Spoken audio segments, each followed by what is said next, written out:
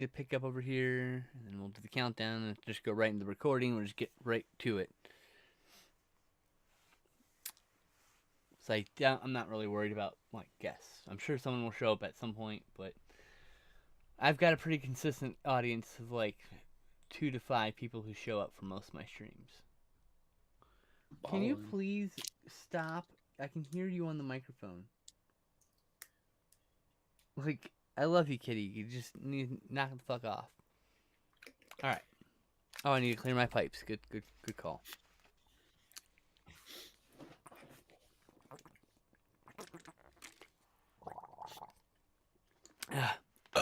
Okay. Ready to do this? Yep. All right. 3, 2. Welcome everybody to another episode of Psychotronic Coast to Coast. I'm your host Skinslip. That's the other host Owen Neal. We're of equal value. I just usually start the show because I talk too much.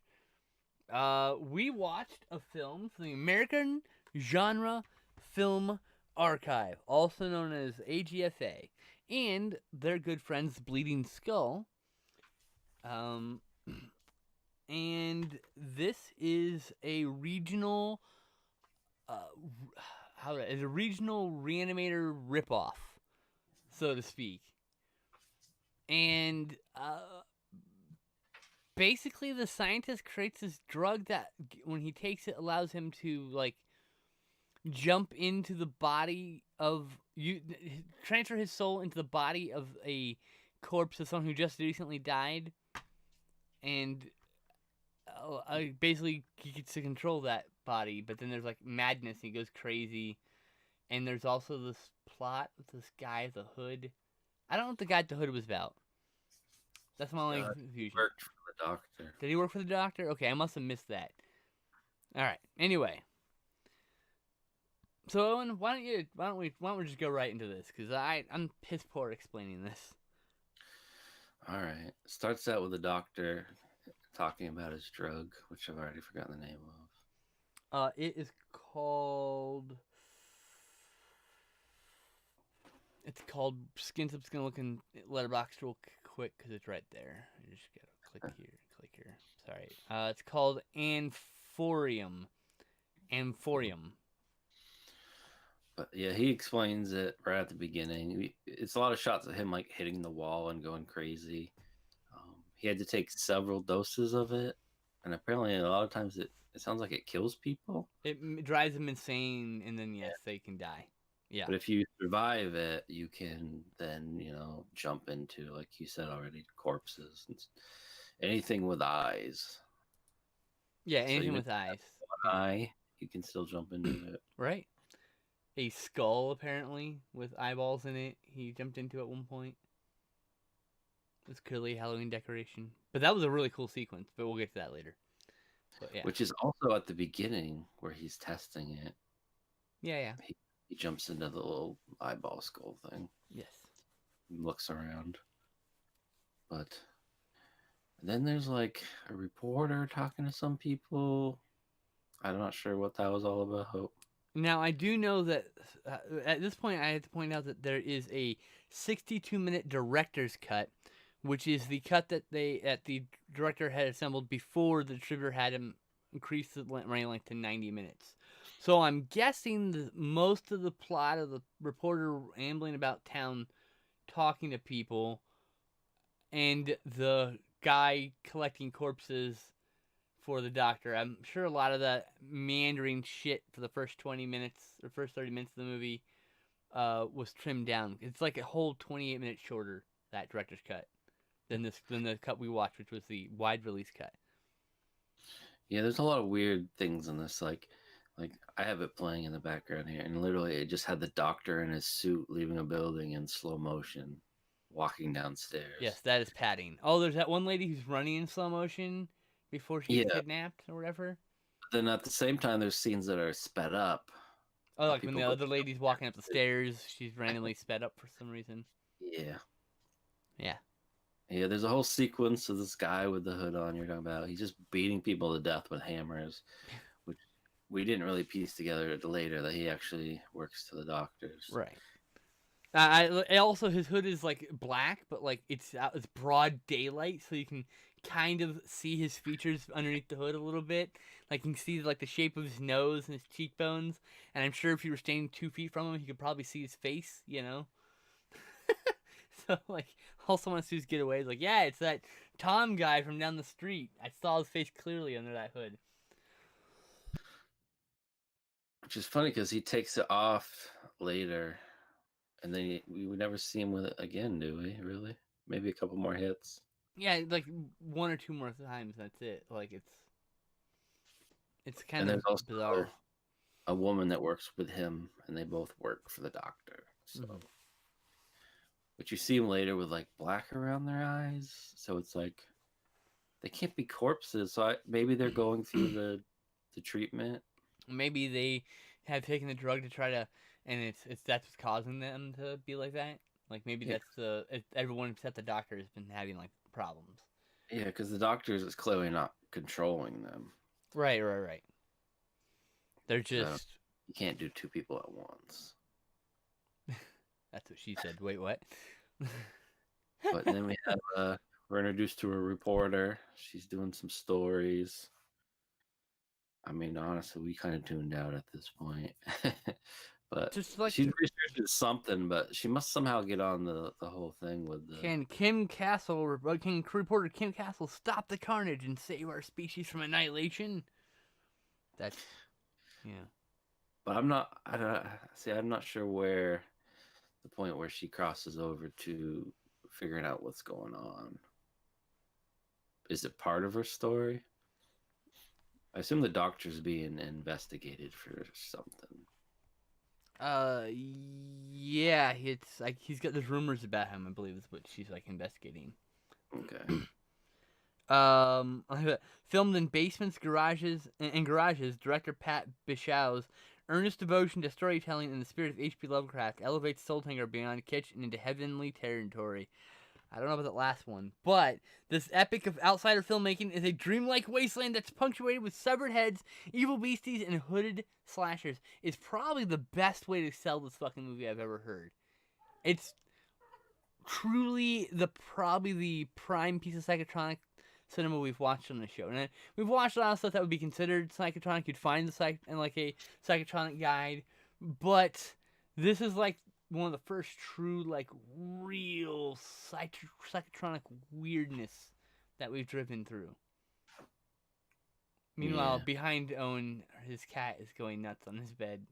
It's pretty adorable. For those who are hearing noises in the background, it's pretty funny. For the podcast listeners. But at this point, it jumps around. It's got the reporter going around. Then it cuts to the doctor, like cutting into people and blood spraying all over his face. And he's like, and I'm being all crazy. It does that a bunch of times. And then she interviews the doctor, and he slips something into her drink.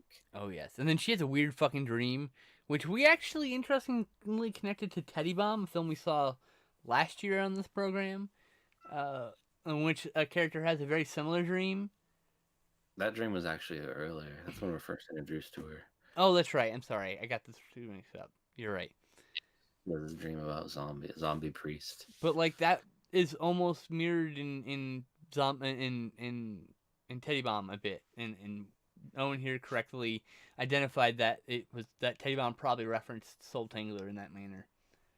We should tweet the director and ask him. We should. But yeah, she passes out on the way home, and then she does have another dream of zombies. So I guess it's not that far off, where a bunch of zombies run at her. Mm. Oh yeah, and then it's weird. The zombies like only the front two zombies had makeup, and everyone else just had like. No, they all got makeup. Did they all? I could swear the ones in the back just looked like they kind of had like weird fake masks on, like rubber masks. Fully made up. I'm looking at it right now. Okay. It looked like masks when I first saw it, but it was not exactly the longest sequence. And there's also like 40 minutes left of like crazy shit happening. There's a lot of weird shit, a lot of random shit, and I really kind of want to see the director's cut of this, honestly, very badly. And she's actually killed by a zombie in her dream, and then just wakes up sitting next to a tree. Or maybe she's grabbed. Let me see. Nope, she just wakes up. Just like, why am I next to this tree?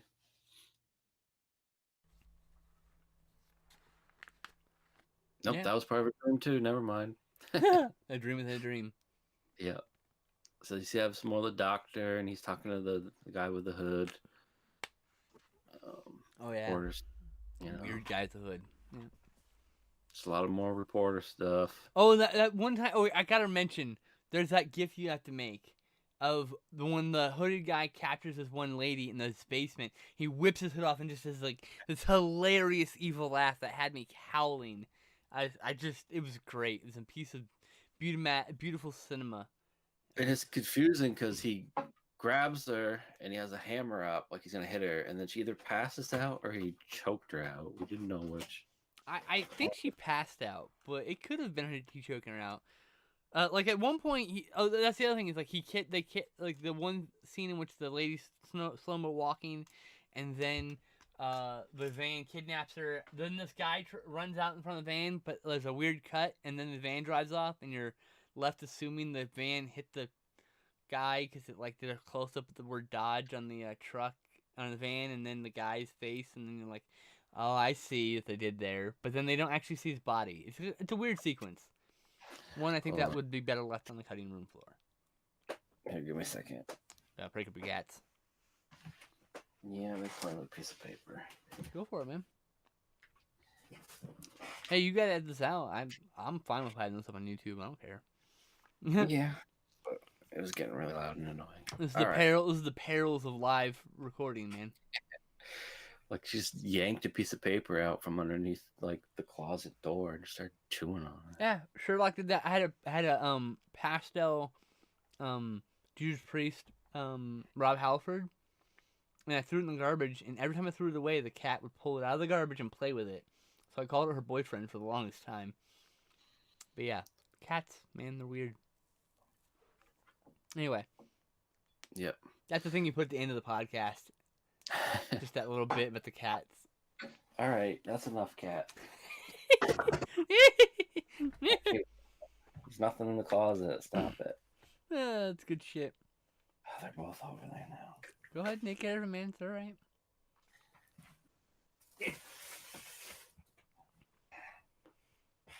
All right. So they're like, the two goons are sent to get the reporter, and now they're chasing him around the doctor's house. Remember, she hides in the closet that was nailed. Yeah, she like pulls the closet open like it's nothing, hides in it. They look around for her. They close the door and they re-nail it by hammering it twice and barely putting the nail in like it was the first time. So she can just leave when she's ready. What laziness. This is why the good guys win. Because you were incompetent, bad guys. And lazy. And then they had a friend with them that was supposed to stay in the car, and then she got hammered to death, I think. I'm pretty sure she got killed, yeah. But, yeah, so now they're just kind of fighting with the doctor. Or she's there, and then the other reporter friend, it's like a guy with glasses, comes with a gun. The last 15 minutes of this movie is like insanity and gore and like bodies keep resurrecting, and I don't want to spoil all of it, but like I do want to point out on the back, because it's on the back of the cover and it's probably notable, the most notable part of the movie. The doctor jumps back into the skull again, and the skull breaks open, and it's a fucking brain with eyes and shit. It's the craziest fucking thing. I really want like a miniature like replication of that thing. That'd be cool, like a little rubber toy. It looks like a snail. Yeah, it's like a brain snail. Now, I gotta say, this is a film that's like a 16 millimeter film, and it was edited on on 1-inch tape master, which is why it's on a DVD here. I still would have preferred it on a Blu-ray because the Blu-ray would have given us even more detail. People don't believe me, but literally, if you look at the side by side on the Doctor Who Blu-rays versus the DVDs on their standard definition, you can see more detail in every fucking shot. So I would still have preferred this to be released on Blu-ray. That's my only problem with this release from my AGFA, is that they insist on releasing DVDs for these titles when I really want them on like a more archival medium. It's about preserving it in my collection. In 10 years, this thing's gonna rot away, right? The fuck am I gonna do then with the movie then? The 1-inch master that would have been like really high quality standard definition video on Blu-ray. I just don't get it. Anyway, my little gripe. We can move on with the rest of the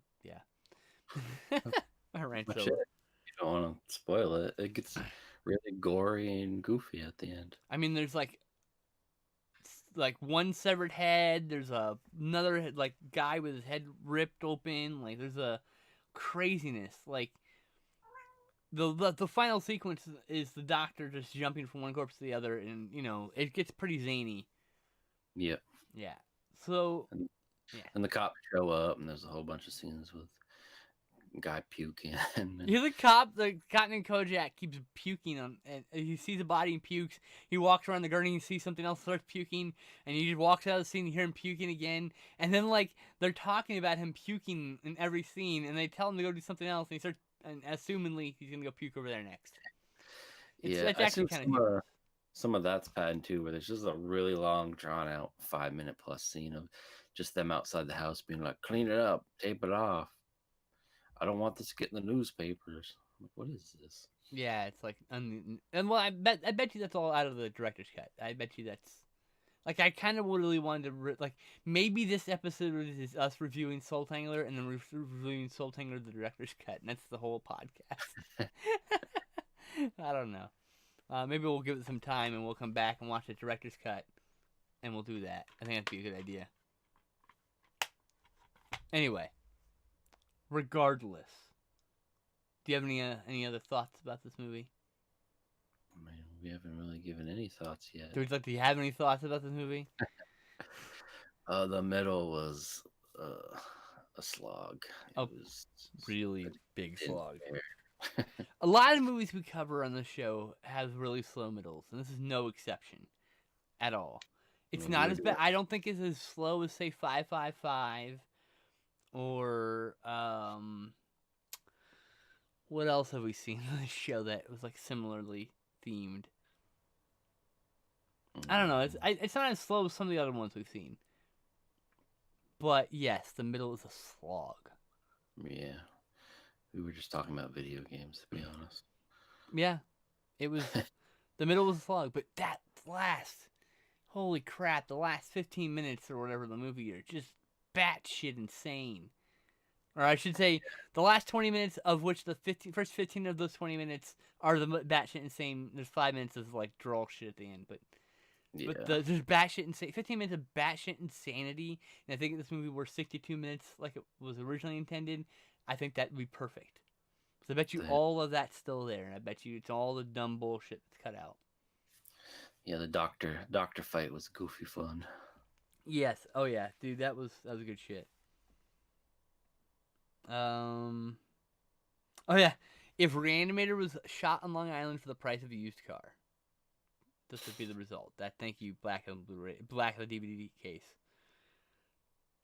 And yeah, what do you? I particularly was very impressed with the gore, considering it was 16mm feature, and it's very, very, very, very low budget, and you can very well tell it's very low budget. Very low budget. The music was good, though. Oh, yes. The score. That's right. The score was excellent. You're right. I did mention that while we were watching. I really liked the score. So, yeah. What do you give it? I give it 3 out of 5. I'd go with a 2. 2 out of 5? Yeah, that's fair. Just for the body jumping parts. Yeah, I think this movie will be rewatched at some point with the director's cut, and I bet you it's a much more brisk film and much more entertaining. But we'll see. Anyway, what are we watching next, Owen? We're gonna watch your best friend's made movie. You mean? Oh, we're watching an Uwe Boll film. Who has declared me his #1 fan? Yes, I am very excited to watch that. Postal. We're watching the unrated cut also. So. I barely remember this movie. Oh my goodness, man. Oh my goodness. That film is hilarious. I love that movie. I think we might even air that one live. I'll have to figure that one out. Mostly just because some reason I've been thinking a lot about Postal 2 lately. Oh yeah, the video game. I had never played any of the Postal games actually. Well, we'll have to talk about that. Oh yeah, you have to tell me what is accurate or what isn't accurate. You know, I'm sure it's not very accurate, but it doesn't matter. I think if I remember correctly, people were saying it encapsulated the spirit of the games. It's its own thing. Well, it obviously is based on Postal 2. And they do some stuff like from Postal 2. Big difference, though, is in the game, you try to get an autograph from Gary Coleman. But they have Vern Troyer in the movie. Because Gary Coleman probably didn't want to deal with that shit. Anyway, we should... Yeah, but it was a different time in his life. We should talk about all that next time. Let's talk about Coast to Coast. And then we'll see you kids next time in the Creeper's creepy closet of curiosities. Awkward outro done. See you next time, guys.